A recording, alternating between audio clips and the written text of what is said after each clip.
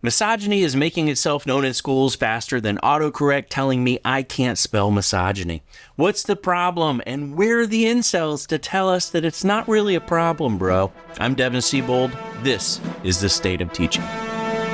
Around the world, the majority of teachers are women, and it turns out that most of them have the same female problem, getting past Kylie to get to Timothy. Also, mistreatment from men. A recent study in the UK found that 72% of female teachers and 1 in 4 female students had been a victim of misogyny.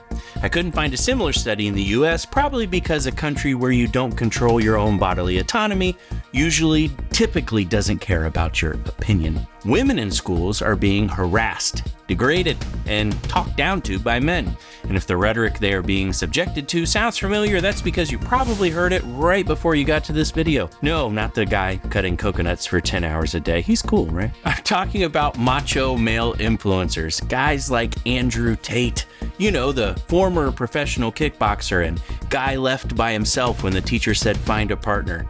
He and other incel influencers have spread messages degrading women, and the kids are watching, listening, and repeating whether they want to or not. A 2022 experiment found that on YouTube, there is a 6% chance a misogynistic incel video will appear within 6 clicks of a randomly suggested video, even when you begin on a non-incel page. Kids are getting from Blippi to bigots faster than you can click skip ad on a GTA 6 trailer. And they are taking what they hear and bringing it into the classroom to show off by degrading female teachers and students. Now, why not report it to administrators? Well, turns out 1 in 5 did, and they said they weren't believed even when they did. For comparison, in the last 3 years, we have seen a greater percentage increase in the belief that Bigfoot is real than we have in believing women were victims of misogyny. Also, that's a statistic we calculate in the US. Bigfoot. Not misogyny in classrooms, but Bigfoot. If only it had been called the X chromosome files, right?